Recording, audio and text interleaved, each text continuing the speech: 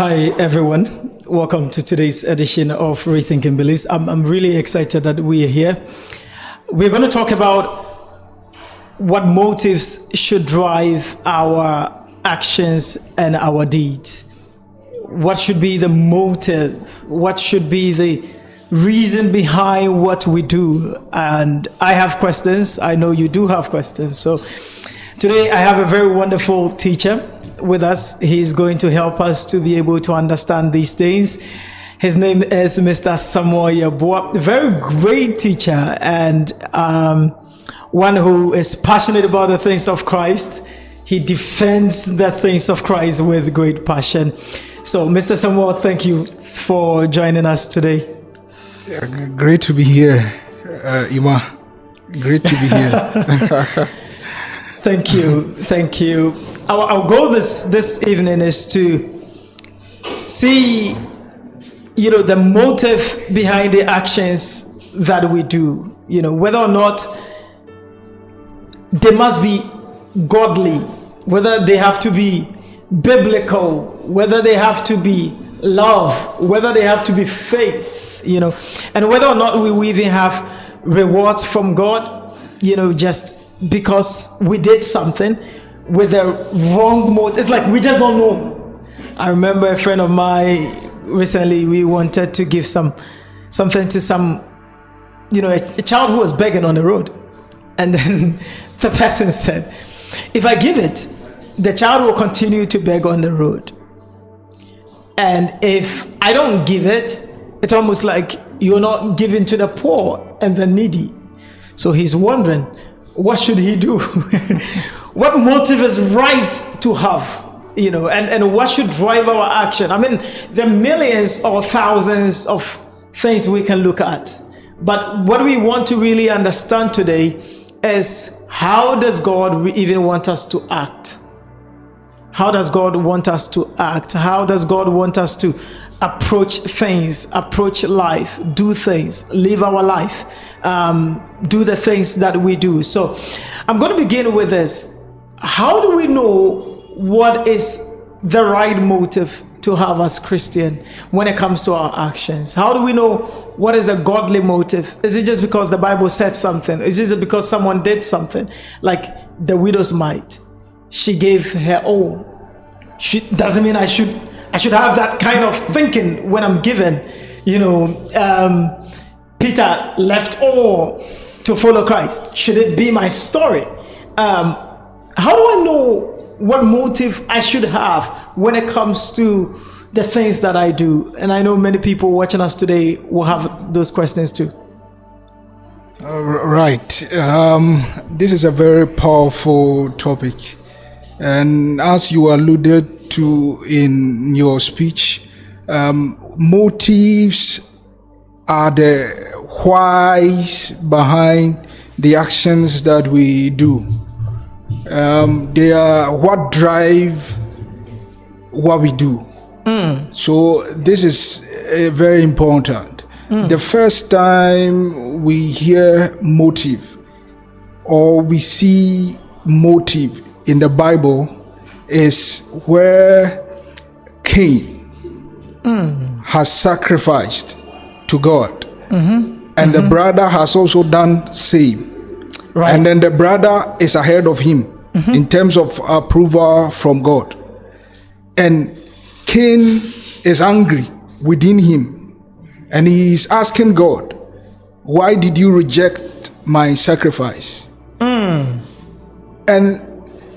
at that time, Cain formed something in his mind to carry out on his brother. And so God quickly notices it and says, sin is couching. It's couching at your door. Right? At your door. Don't let it in. Right. So that is where we see motive. Right. Then Jesus comes and he explains that you people, how you took the law, you took it wrong. The proper way to approach the law is from the direction of motives. So he says, it is said that you shall not commit murder. That is action. But I tell you that if you are angry with your brother in your heart, you've already murdered. Wow. So Jesus moved from action to judging motives. And he says, it is said that you shall not commit adultery. But if you look upon a woman to lust after her, yeah, you've already done it. So this is where everything starts. Now before that, with Samuel, when Samuel was going to choose a king for Israel, he was looking at the one with muscles. Yeah. But God says that you men, you look at what is outward. In other words, you look at actions. But I, the Lord, I know the deepest thoughts. That's a powerful one. In the hearts of men. I see them. It is, they are naked before me. So God places motives at a very high standpoint. That if you are able to check your motives, and if you are able to, discipline it and cleanse it, you will not have a problem with the law, with actions. So you purify your motives, and the actions will follow. Now, to the substantive matter, how do I know that my motive is godly or ungodly? Or not? Now, there are many types of motives. The first one that comes to mind is we have a self-centered motive. So something that triggers you, but the consideration is coming from you. I'm doing this to help me.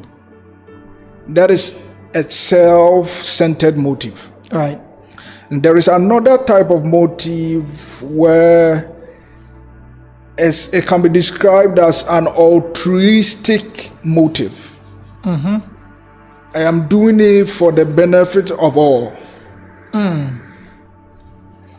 And we can talk about spiritual motive, we can talk about relational motive, but the Bible is very clear when it comes to motive. And you made mention of love. So he says, do unto others. That's the golden rule. Do unto others what you want others to do unto you. That's a golden rule. Right. That's a very powerful rule. If we're able to, go according to this rule, the world will be a better place. A better place, right. So how do I know that my motive is ungodly? Number one, if your motive does not contain love, it is short, and it falls short of God's standards. And once it falls short, then it can be described as ungodly. But if your motive is full of love, then we can say that your motive is godly. Now, if you want to go to, if you want to treat it academically, then we can talk about going according to the principles of the Bible. So, if your motives yield the principles of Bible, if they are consistent with the principles of Bible, what the Bible teaches. For instance, the fruit of the Spirit. If it produces the fruit of the Spirit, then we can say that, okay, this motive is godly. Is godly. But this is ungodly. Wow. the reason why this is a very important topic for us to discuss is because I think for many Christians, the problem right now is, even when you talk about love, because, and I agree, the Bible says that these three remains: faith, hope, and love. And the greatest of it is love. There was a time where the disciples thought they could call fire as Elijah did, and Jesus says, you do not know the spirit that you have received. So perhaps at that moment they're thinking that, well, we could do that by faith.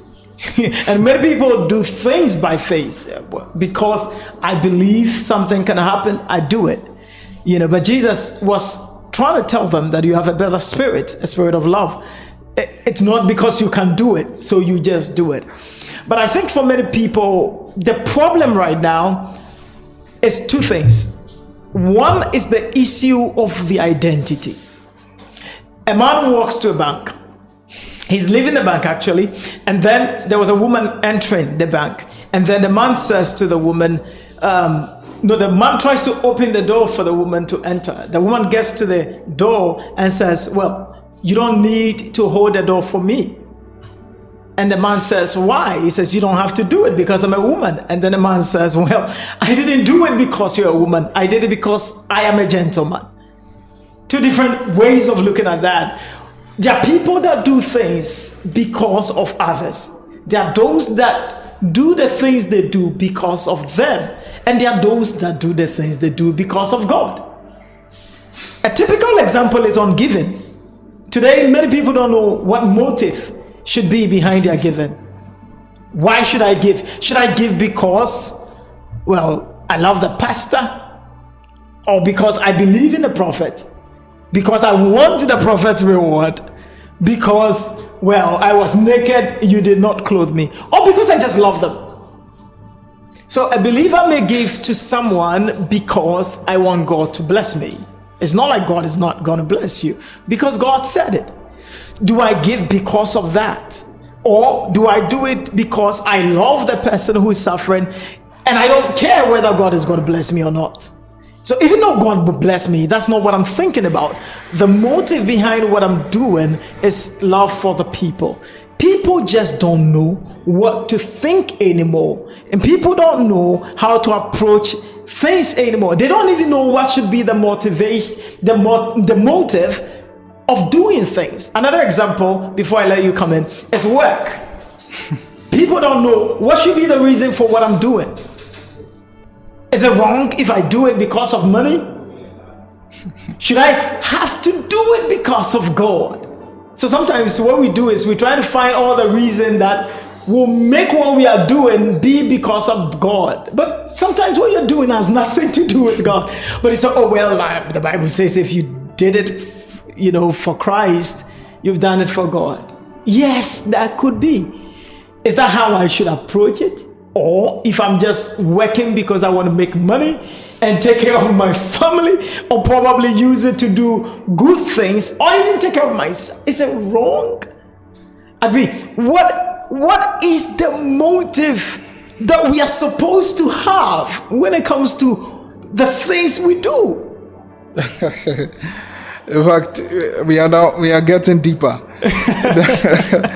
I remember there's a place in the Bible where they were bringing the Ark of the Covenant to Israel from Palestine, and there is a man called Uzzah. Yeah, Uzzah. And so as the Ark at a point was falling down, Uzzah, from you and I, what we can capture, we know that he had a pure motive. Right. To stop the ark from falling. And he tried to help God. Yeah. And it was a different matter.